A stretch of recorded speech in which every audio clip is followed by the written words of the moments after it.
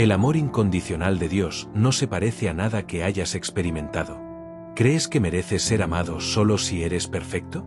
Eso es una gran mentira.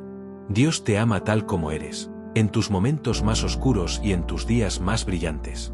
¿Sabías que este amor nunca se agota, no importa cuántas veces falles?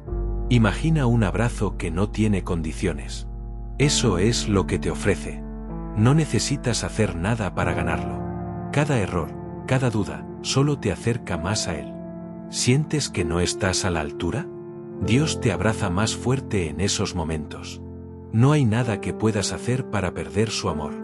Increíble, ¿verdad? Si quieres experimentar este amor hoy, solo ábrete a Él. Suscríbete ahora y transforma tu vida con este amor incondicional.